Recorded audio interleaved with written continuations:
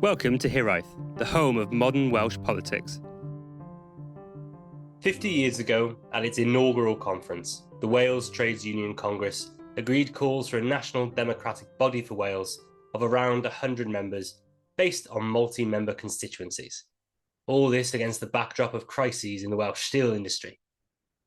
And so it came to pass half a century later that this is exactly what was agreed in our national parliament as it marked its own 25-year anniversary at the start of May against the backdrop of crises in the Welsh steel industry. In an ever-changing world, it is reassuring to know that there are always some constants. This year, the TUC has been busy authoring research on important areas such as the future of our cities, the future of the workplace, all while wrestling with issues in steel, but in other industries as well, as the perennial friction of a messy devolution settlement from Wales inside the UK. To discuss some of this work, the Welsh TUC's birthday and the big debate at its 2024 conference, we are joined by some friends of the pod. Shavanah, General Secretary of the Wales TUC. Hello, Shav. Hi. And Nisreen Mansour, Policy Officer at the Wales TUC. Hello, Nisreen. Hi, Matt. Hi, both. Welcome back. Thanks for joining us. One of the things I'm trying to do at the start of the pods these days is to give you a chance to tell us a little bit more about your organisations, because we might be aware of them, but not everyone who listens is. So it would be good to mark the 50th birthday of the Wales TUC with Shav telling us a little bit about the history. What was the situation 51 years ago that prompted the creation of the Welsh arm, and what are the notable milestones along the way? So it was 1974, so I wasn't here yet. I was set to arrive in 1976, so 2 years later. But the reason why at that time it was important that we had a Wales TUC and we slowly moved away from that national perspective was because there were so many different economic challenges at the time. There were lots of discussion, of course, going on in terms of devolution and what that was going to mean. And the union movement felt very strongly that it needed to have its own independent body that would then give a voice for workers, for trade union reps, for trade union activists to be able to set their own agendas. So the agenda was not going to be set by London and what was going to happen over there, because people felt that it was very sort of England-centric, and that actually we did have a unique story to tell here in Wales. And in order for that to happen, we needed to make sure that there was a Wales Trade Union Congress. Any notable milestones over the past 50-odd years that you want to draw out? Oh, I would say we've been looking a bit back on the relationship between like devolution and Wales TUC, and it's so striking how I think like one of the reasons it was formed as the Wales TUC was just this idea of national identity as a Welsh working class movement was so inherent. And so you see like right from like the 70s, our banners were like Welsh language only, and also this notion of a Senedd was something that we were debating. Very big, yeah. It was a big part, right at the centre of the debate, wasn't it? Yeah, it's really impressive, because I think people often say like, oh, unions are dinosaurs. Yeah. And we're absolutely not dinosaurs, not just now, but like right from the outset, we were very pro devolution. Yeah, and very progressive even from the get-go, really, isn't it? I mean, the fact that the debate and the discussion at that time was we needed to have a Welsh Senedd so that we could set policies and set our own kind of laws as much as possible. So why should it be that somebody else gets to decide on our future? And I think that, you know, we've been on that journey, and, you know, we've recently celebrated a big milestone. And it's very important for people to understand that the Senedd really exists because actually the Wales TUC was the first independent organisation to call for a Senedd. So we were the first Welsh organisation to call for the fact that we needed to have a Senedd in place. So we were a big part of the campaigning around the formation of the Senedd. And it's interesting as well when you look back in terms of the people who entered into those spaces. Many of the originals, you know, came from the labour movement. They came from trade union. They had trade union backgrounds, and I think that's also very telling in terms of the policies that have then, you know, followed, some of the decisions that have been taken. as well. So yeah, I do think that we've got a bit of a special story to tell. Yeah, I think well, as a Welsh historian, I should have known how influential TUC Cymru was back in the 70s with that call. But I think that 1979 devolution referendum is one which Wales has hidden away, I suppose. So don't know so much about it. Yeah. But Nisreen, you know, that's the past. The TUC has obviously got a massive position in Wales today. Can you just talk us through some of your big policy challenges that you're looking at the moment? Oh, I think industrial policy at the moment feels like our kind of biggest priority. Retaining a good, healthy manufacturing sector in Wales is hugely important. Yeah. We've got skilled people. Yeah, skilled workforce, well-paid unionised jobs. Tomorrow morning, the unions will be debating an emergency motion on the future of Port Talbot, and no one is thinking about it just in terms of that Tata Steel site. We're all thinking about it in terms of the supply chain, the community, and just the loss of, you know, Port Talbot is one of the like highest median wage parts of Wales because of those Tata Steel jobs and the corresponding manufacturing jobs. So the loss of that is hugely worrying. And then I think we are looking sort of quite creatively at devolution, how there can be a greater emphasis on improving workers' lives, and also some quite specific challenges. So I'm always going on about it, but what's happening for the social care workforce and the ambition for sector bargaining for the social care workforce is something we're super passionate about. Yeah, and of course now we're in that position where there's a general election around the corner, and there's lots of, you know, debate and discussion around a new deal for working people. And our General Council this afternoon was discussing the fact that actually it's important for us to put down a bit of a marker and have a real clear position. So if we end up, you know, and hopefully we have that Labour government at a UK level, and we've got a Welsh Labour government here, that any new deal respects devolution. And any decisions that are going to be impacting workers over here, they need to be debated and discussed and agreed and negotiated through the union structures here, through that prism of social partnership as we now currently have. I think that those partnerships you've got are one of the strengths that we've got in Wales. And I think it's fair to say that the relationship between trade unions and government is probably warmer here than it is in other parts of the UK.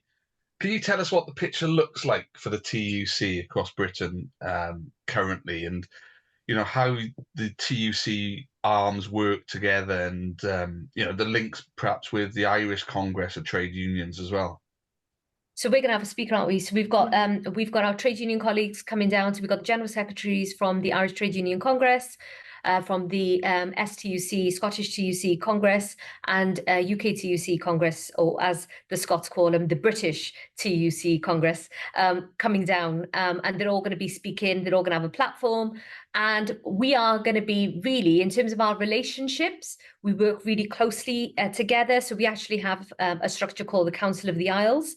And that brings together our elected presidents, the vice presidents, the general secretaries, and we meet on a quarterly basis, and we discuss our own internal priorities as independent structures, but then we also debate and discuss areas that we can jointly campaign on, and what are the matters that we are taking to our respective governments, and how we can learn from each other. You know, that for us is always a case. We always say in the union movement, don't bother like reinventing the wheel. If you can see that someone's already done something, like look at that and see if you can make improvements to it, you know, if anything.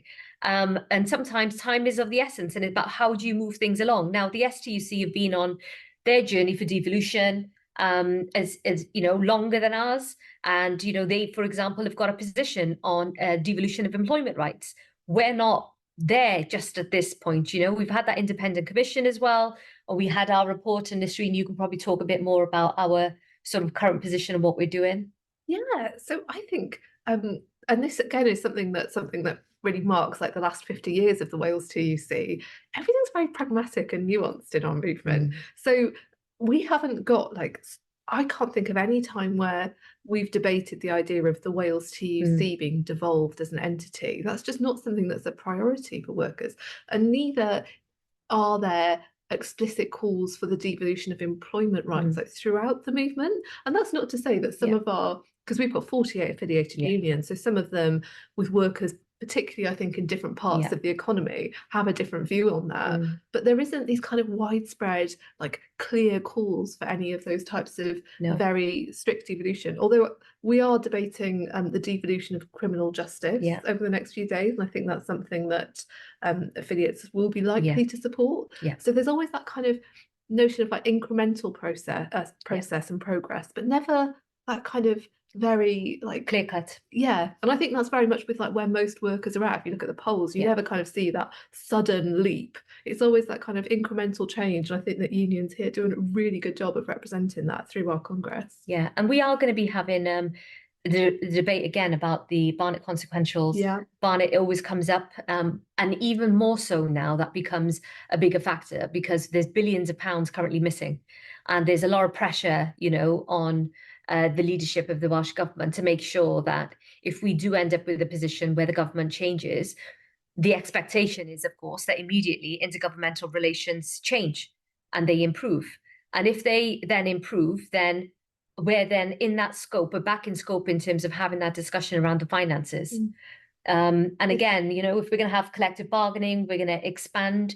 If trade unions have access, say, into the private sector as a result of the New Deal for working people, then, you know, we would want to know what that looks like here in Wales, because social partnership procurement legislation has given us that for the devolved areas that the Welsh Government has direct control over, but currently, you know, we're in that grey space for private sector.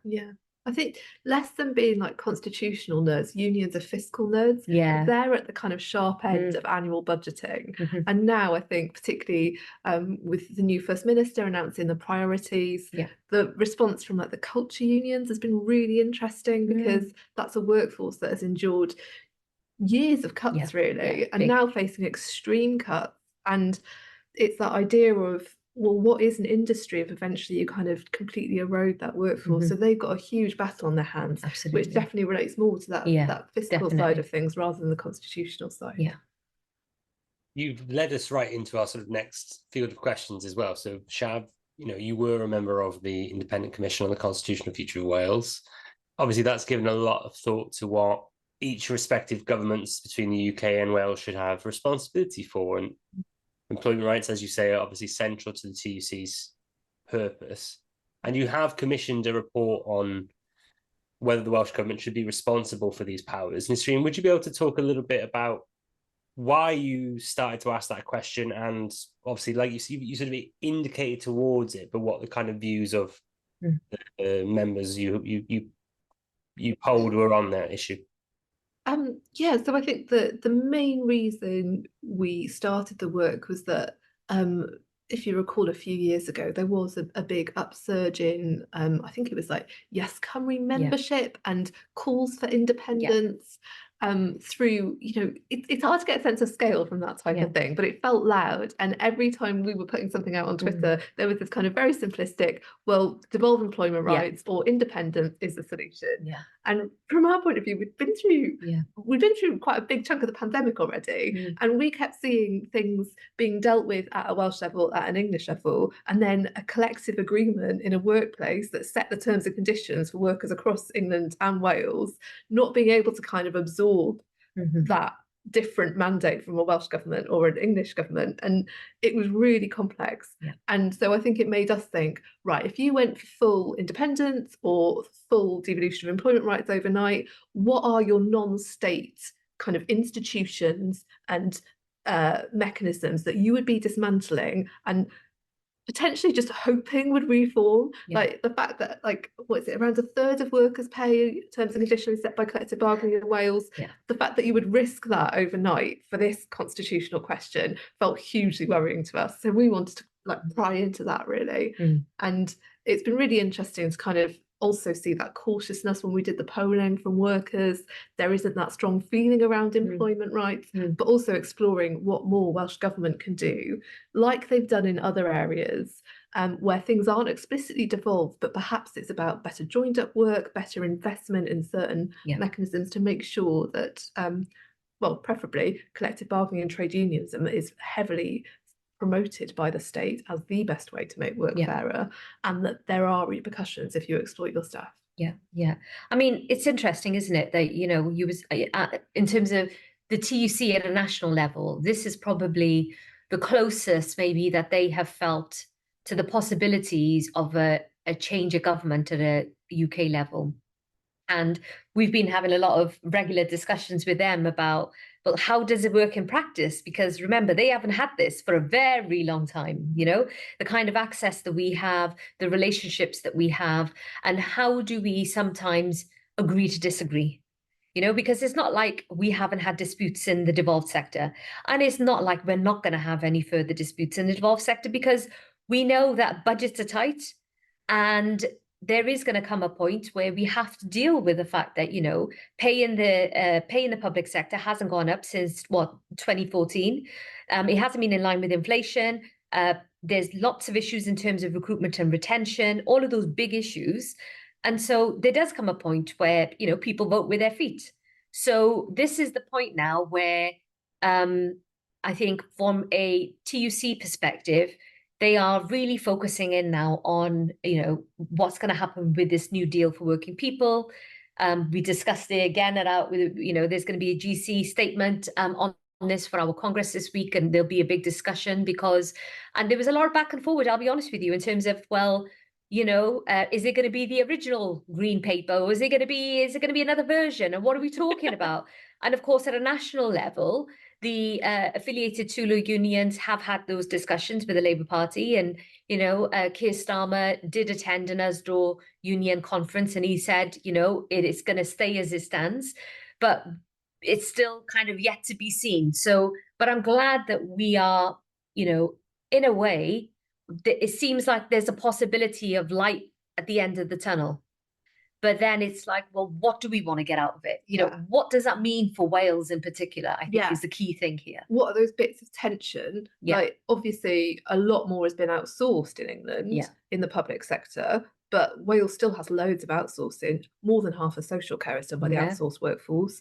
A lot of our leisure centres. Leisure centres, libraries, and all sorts of things have changed hands. If the next UK government is saying biggest wave of insourcing, well, we don't want to be behind on that. Like we want to have also the biggest Wales of insourcing relative to Wales's outsourcing. You mentioned in one of the responses to the earlier questions that you get the impression that your members don't want to see the devolution of employment rights. But do you think that's because of the looming incoming UK Labour government? Do you think if they were faced with the prospect of a Conservative government, they'd feel differently? No, because the discussions that we had. So Dr. Jean Jenkins, Professor Jean Jenkins, you know, she led the report, and she had lots of discussions with individuals. She did a lot of one-to-one research, and she spoke to groups of workers as well, talked to trade unionists, people in work, people out of work, in order to get a balanced view. And it was more to do with the fact that people, specifically for them, they want to know, is this going to, you know, does the devolution of employment rights mean that I have better rights at work? That's their first thing. That's the main thing here. Does that automatically mean that I'm going to have rights from day one? You know, does that mean that I'm not going to have to wait 2 years before I can potentially claim unfair dismissal, and I have to have just the one employer, when we know that actually there's so many people on so many different types of contracts trying to just literally get by and survive? And we know that, you know, here people are equally then split on a lot of things in relation to devolution, depending on their age as well. And then, of course, a lot of this comes down to the age profile of union membership. And, you know, the younger workers have a slightly different take than maybe some of those who are in their sort of mid-career points, you know? No, it was interesting because that was going to be my next question. Are you seeing a difference in opinion between those people who've grown up with devolution, who've sort of known anything different, and those who came to it later on? Yeah. It depends on the sector quite often, doesn't it? Yeah, and I think it's something that we would like to see more done on, both from the point of view of like, what do they want the future of their rights to be like, but also how can they feel more empowered in their workplace? How do they feel safer? Yeah. that sense of collectivism as well, like that sense of solidarity with their colleagues. Yeah. It's so frustrating that you have like a handful of really good private sector workplaces in Wales, whereby becoming a part of a union is like something that you'll be told about in your induction, but that is so rare across the labour market. And like our colleague Chloe has been doing work with our Young Activist Development Programme, and like the first workplaces they go into, the first workers they speak to in like restaurants and hospitality, they're experiencing illegal employment practices with just an absolute sense exploitative, abusive. Exploitation, just things like not getting like any annual leave that they should be entitled to, and it's just completely accepted that, particularly when you do jobs like that, where it's sectors where there's just this kind of blind eye turn to exploitation, that they have to endure that. And I think again, it's like, it's not just that constitutional issue, it's that just basic sense of our rights upheld that I think we really want young people to kind of feel a greater sense of like kind of collective anger about. Yeah, and that's part of the reason why we've been doing all that work we've had a pilot running in schools as well, haven't we? We've got that programme running. Yeah, and that's the sort of thing where Professor Jenkins's report was like quite challenging, because if you think about the power Welsh Government has in relation to apprenticeships and stuff, why is every apprentice not told about unions and what it means? Thing, isn't it? I mean, that's going to be, so this pilot that we've been running in schools is really, and we've developed it with leaders within school spaces, including the teaching staff as well, and the support staff. So it's had full backing. So far, it's a pilot, but what we're finding is more and more on a regular basis is we're having colleges, after school clubs, so many other people contacting us and saying, oh, we understand that you've got this program. Do you think that you can come and run it, in our sort of area as well? So more people want to know and understand what their rights at work are, what they look like, how they can exercise them. And also, I think there's still an outstanding conversation here around enforcement and the lack of, and often we've talked about, going back to the pandemic, Nisreen, enforcement and the lack of was the biggest problem, wasn't it? Absolutely. Yeah, enforcement of employment rights.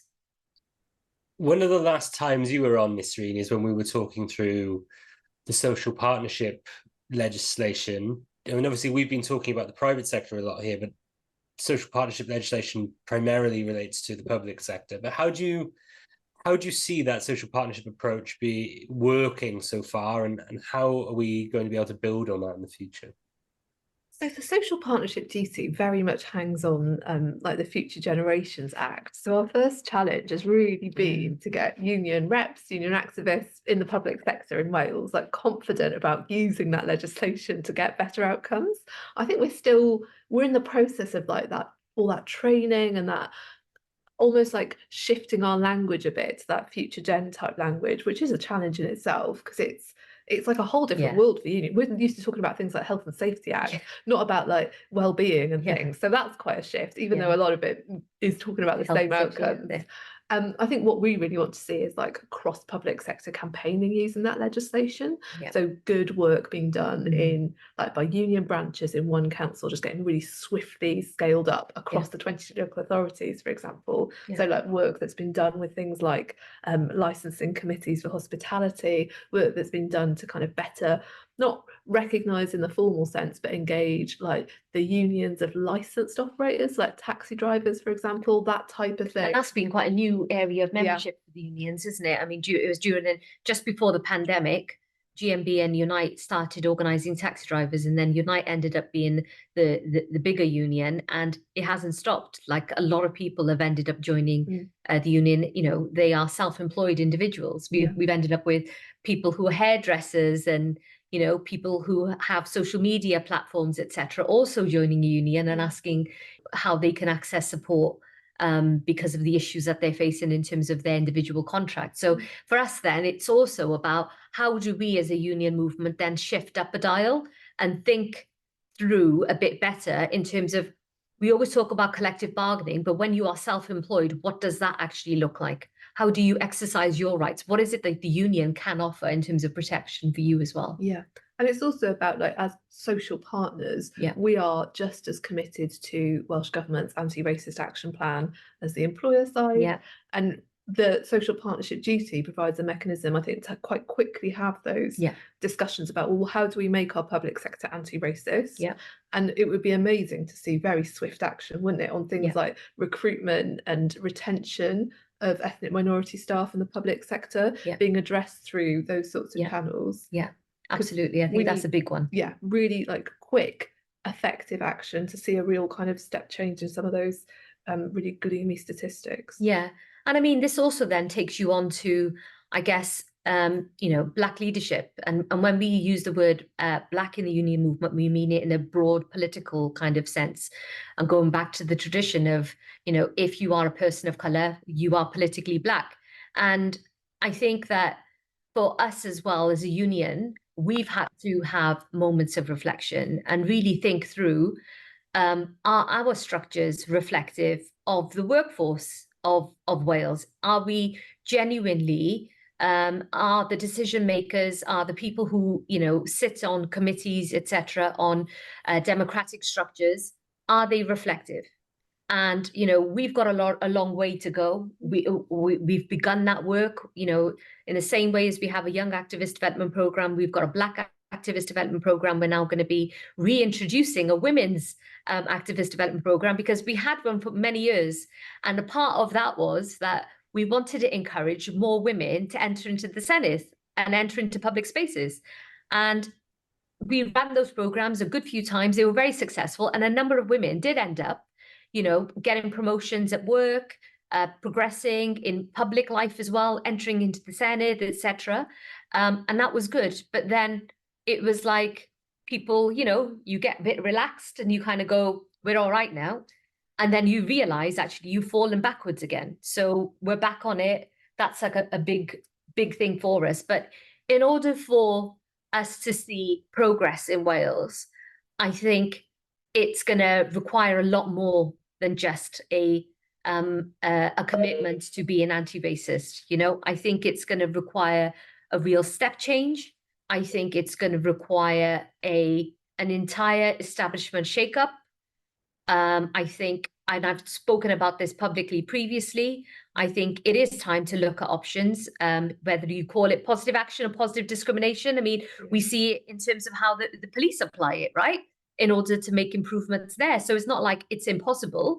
But I think that we've got a long way to go. But in order to do that, we then need to make sure that these spaces are safe and that they are inclusive for people when they enter into them, and that those individuals will then be supported in the right way in order to be in that space, and that their welfare and their mental health and well-being will also be looked after as well. Because the level of scrutiny, like I see it myself, even for me, for Nisreen, I mean, without a shadow of a doubt, when you look different to the average, to the majority, so to speak, you are already under the limelight, and the level of scrutiny is quite different, actually.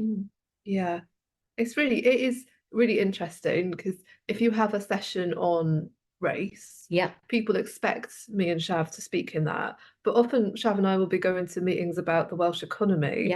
People do not expect people like me and Shav to be talking with expertise about Welsh economy. And as much as it's fun to be that unexpected voice, it is frustrating to have the same tedious kind of skepticism every time. Yeah, absolutely. I think so. And I think that we've seen now where, and I worry, and I say this because I do worry sometimes about whether or not we are able to reflect and to think through sometimes when certain things are being discussed or being written about, in terms of the tone and the language and the impact, the wider impact that has on several other people as well. And it's difficult and disappointing. What I always go back to is that, I might be the first general secretary that looks like me. Nisreen is, one of our most long-standing policy officers, experienced policy officer in the Wales TUC, we don't want to be the last ones. That's not what this is about. We don't want to just be that kind of, oh, let's look back another 50 years or remember them. That's not how progress looks. Progress for me is not about, people talk about people getting to the top and then they pull the ladder away from them, from others. For me, it should always be like an escalator. There should be someone else come in and we should be comfortable. We should be getting into that sort of space, because I think when you have a variety of voices and people from different backgrounds and ethnicities and so forth, I think you make better decisions. We shouldn't need action plans, but we do. And sometimes I worry that people hide behind them and use them as an excuse because they've signed up and they've said, oh, we are anti-racist, for example, or, I believe in women's equality.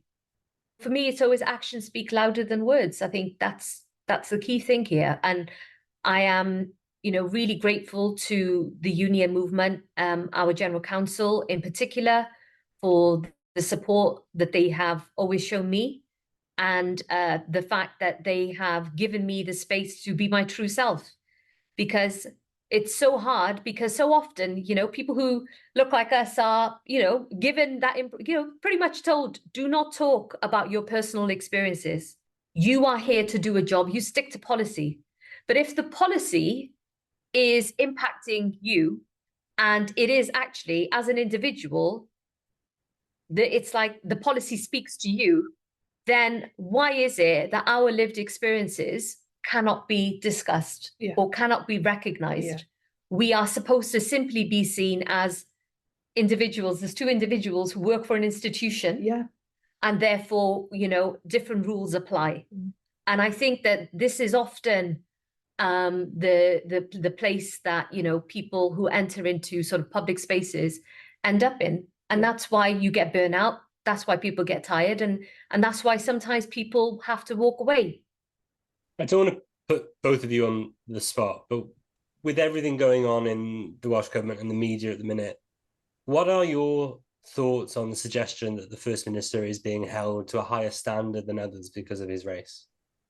Well, it's like, oh, well, duh. Like,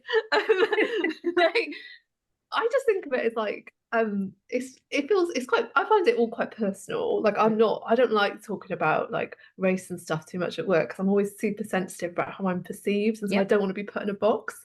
But I just think about it as if my dad became First Minister, and this is exactly what it would be like it would just be relentless, and there would just be total suspicion because he's like not a white man, and that's what it is like. And I'm not saying that like it's different in Wales to England or anything like that, but sometimes people say like, oh, Wales is so accepting and stuff, but it doesn't feel like that growing up in Wales as a non-white person. It just feels like it's just as racist as other places, and there is, I think, that greater suspicion, isn't there? And like, I always feel like I have to work like extra hard to prove myself all the time.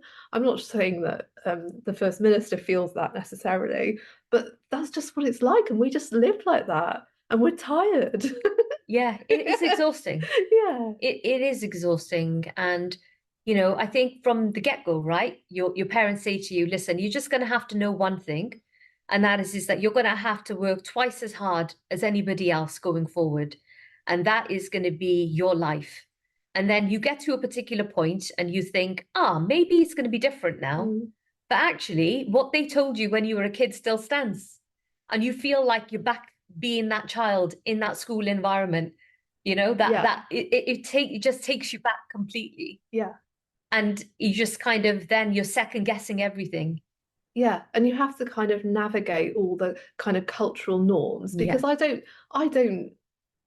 can't think of the last time I experienced very explicit racism, but it's all that implicit stuff of the suggestion that maybe if you've talked about racism, perhaps you haven't done quite the right thing, that you've made someone uncomfortable, that you haven't, it's always... You've called a particular individual a racist, and there is no way that they could be a racist. So when you're calling out institutional bias, and when you're calling out institutional racism and discrimination, then actually people then perceive that as you are attacking an individual. You know, I welcome your contributions there on the First Minister. It's been a difficult few days, and by all accounts, this week we're recording on May the 20th.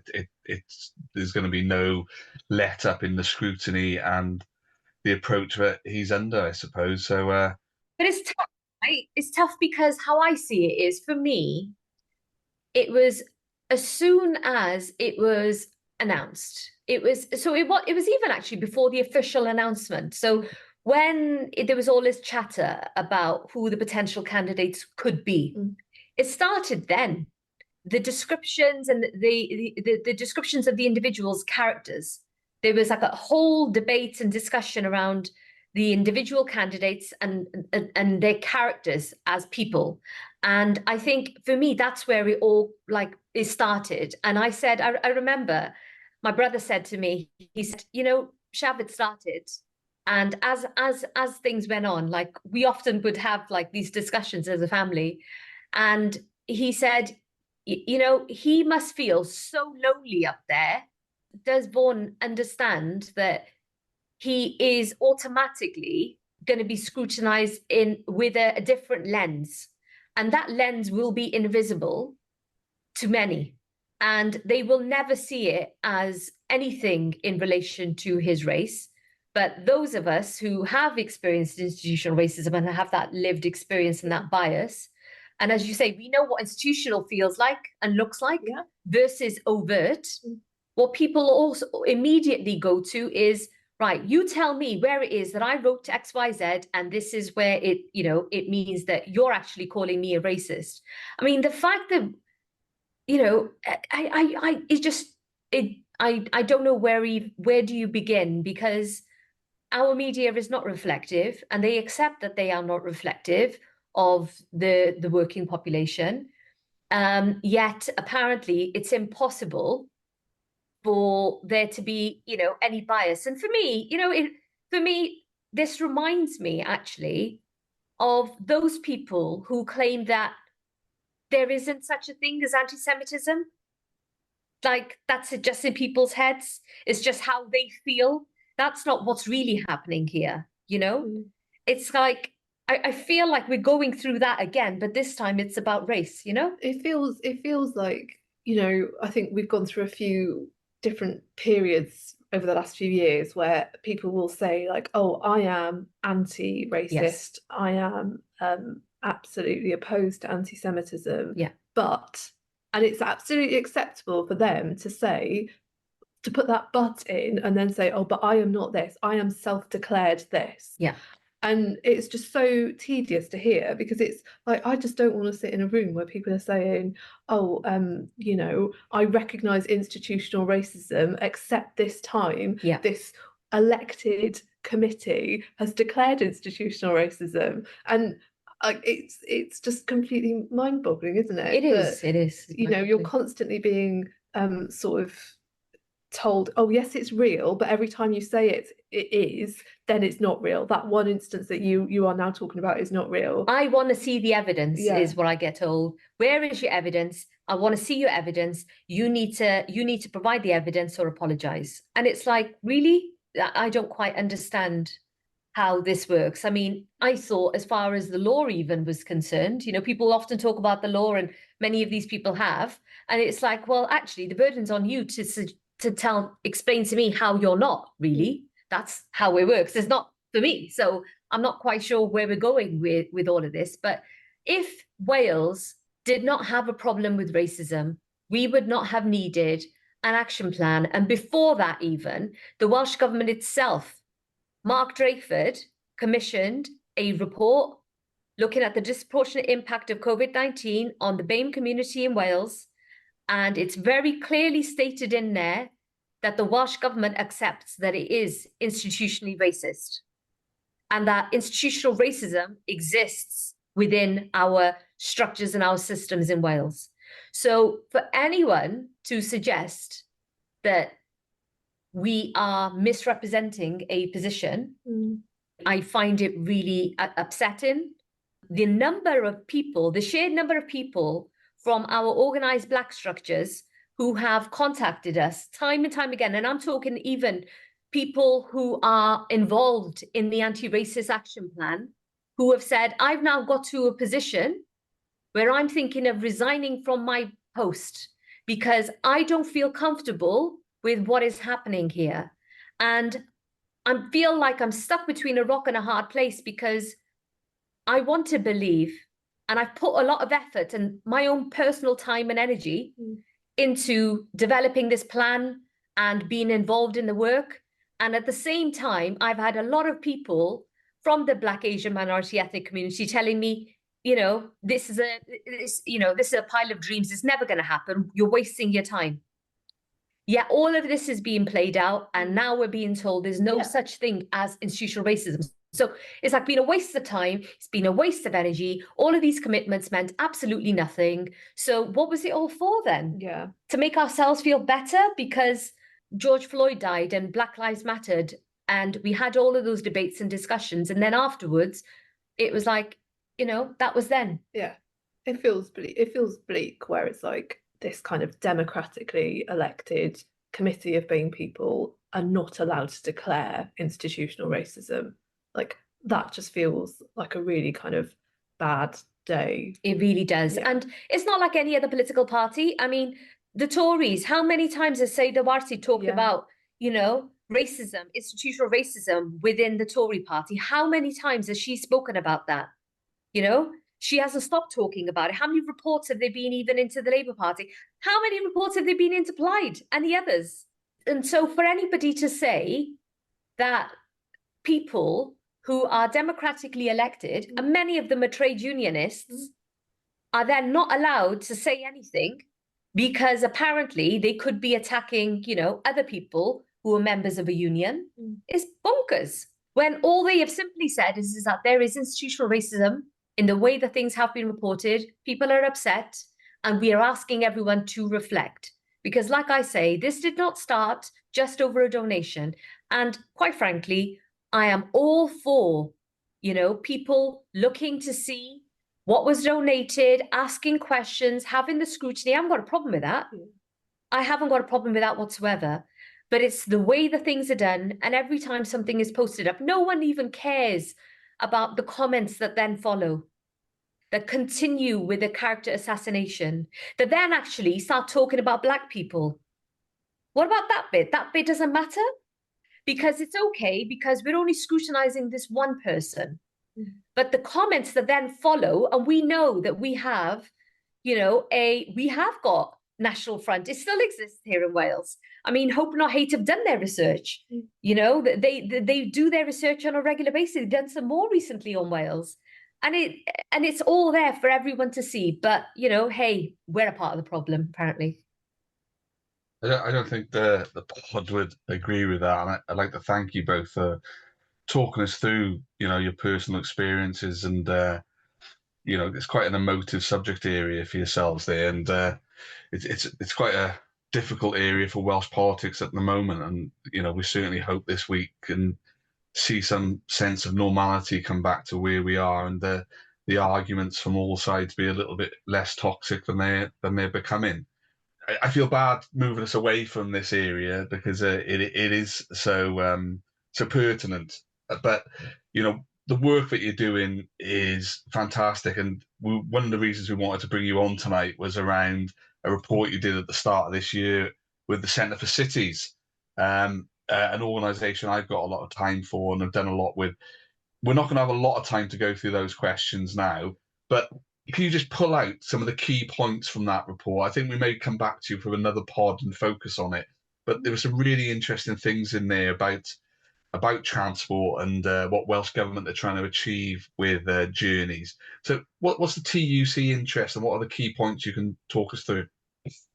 We have a mandate as Wales TUC to consider what would improve workers' lives in the broadest possible definition. So that's people in paid work at the moment, people like job seekers, people potentially in paid work, people who have been in paid work, so people claiming their pension and retired.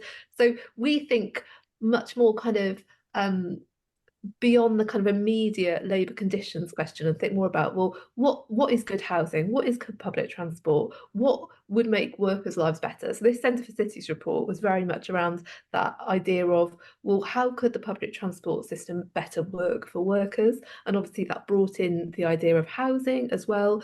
So it was focused very much on how can you increase the density of housing around public transport, key hubs, and also thinking about how you can link that up better to workplaces.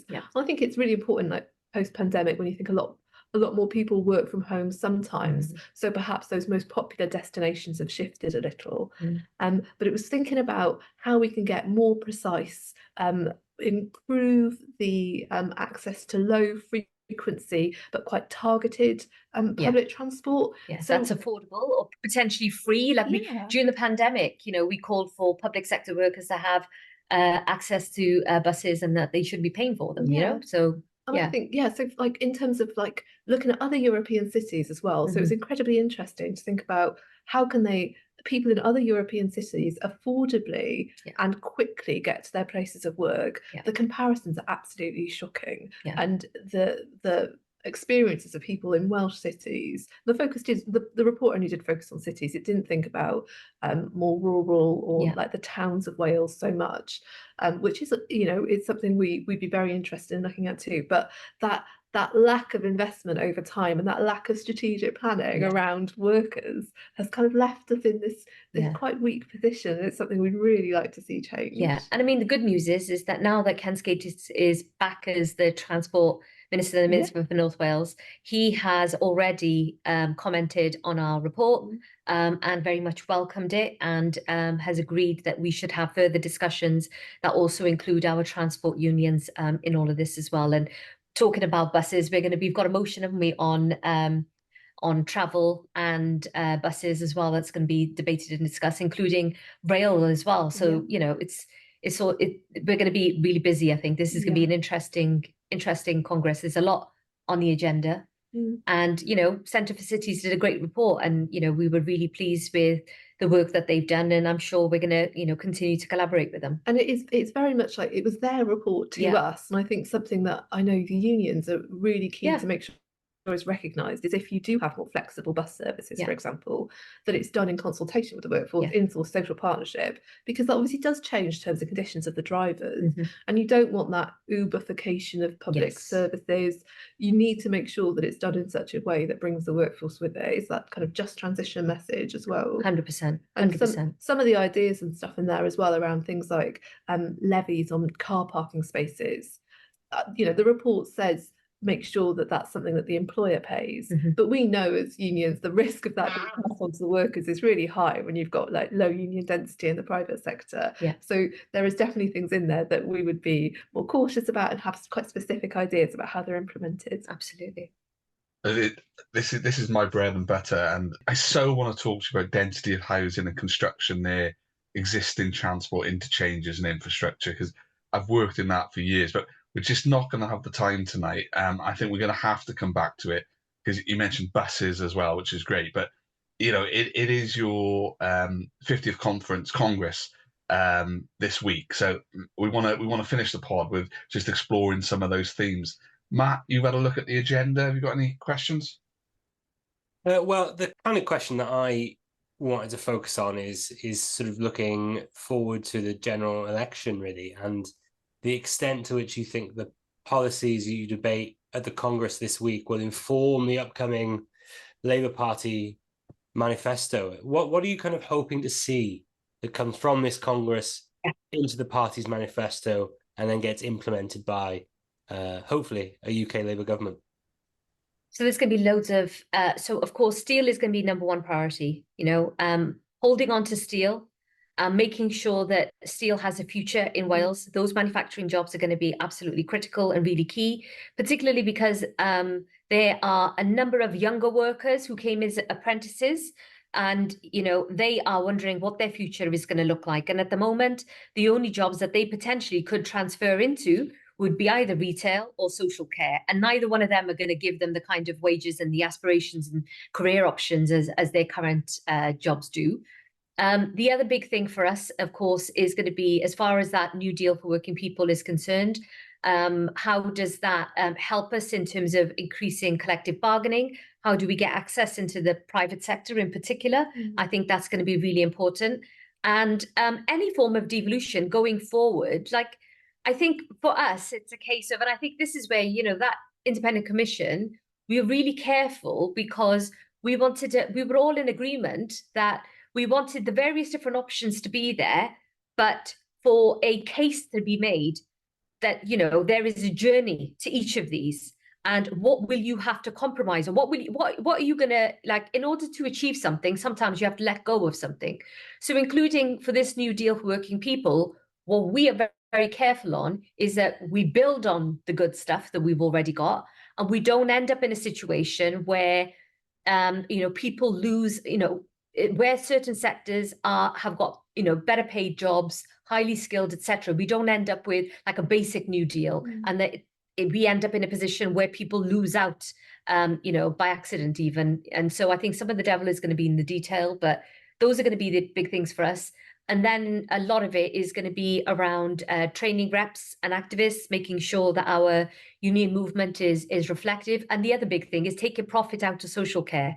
That's going to be a big debate as well, isn't it? And then we've got some stuff on the Welsh language, the use of Welsh language in workplaces, making sure the unions themselves are doing some, you know, good work in that space as well, and tackling sexual harassment. I mean, that's been the big story. You know, we've seen that in the Welsh Rugby Union, we've seen that in the fire service. You know, there's debates and discussions even, you know, we've had union Me Too. So, you know, these are a lot of these things then impact us internally as well as a movement. So it's always like, if we're going to promote something outside, we always need to do the internal work as well. And I think that's the bit really, isn't it?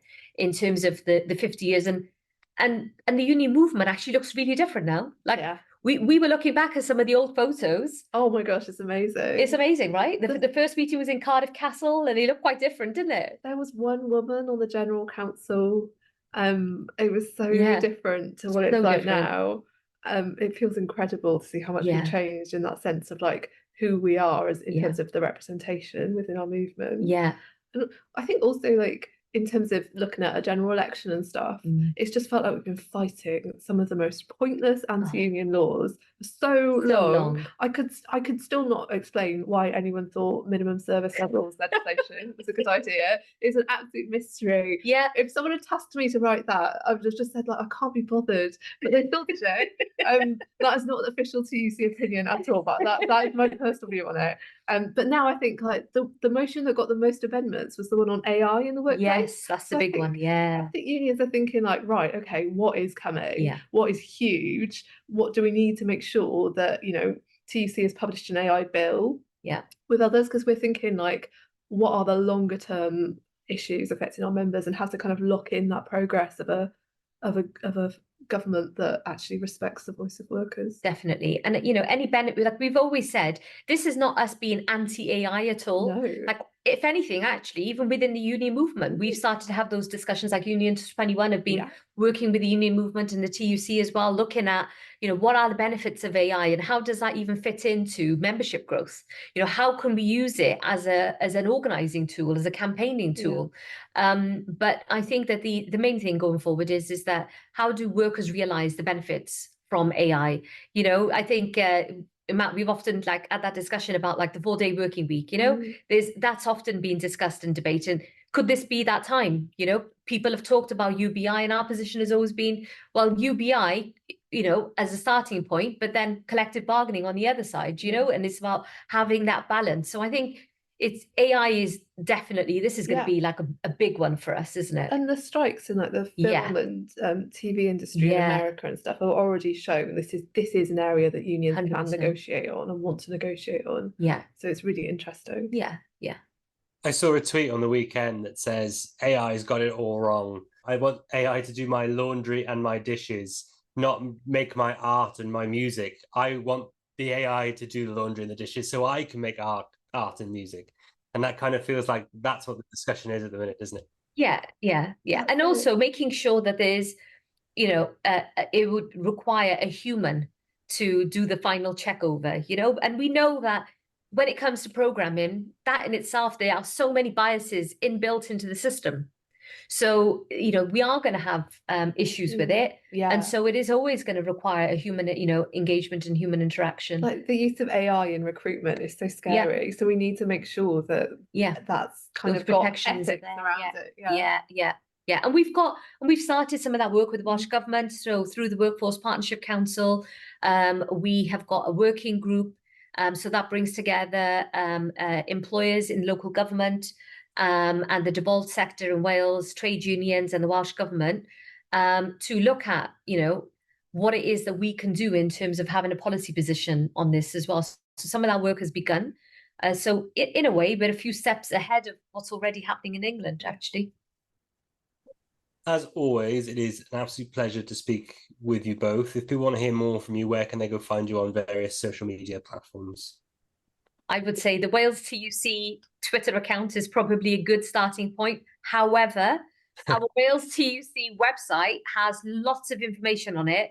And, you know, some of the reports that have been mentioned, we've done a report on AI, you know, we've done the work that Nisreen was talking about, and also our position on devolution, all of these things, tackling sexual harassment in the workplace. I mean, Rhiannon Williams, our equality policy officer, she's like the guru of all equality matters, we call her, and she's pretty much produced a toolkit for everything. So if anyone is ever confused whether you are a trade unionist or not, there is some really good stuff on our website. And of course, the key message is, if you're not a member of a union, join one, right? Yeah, definitely join one. But what's your personal Twitter account, Shav?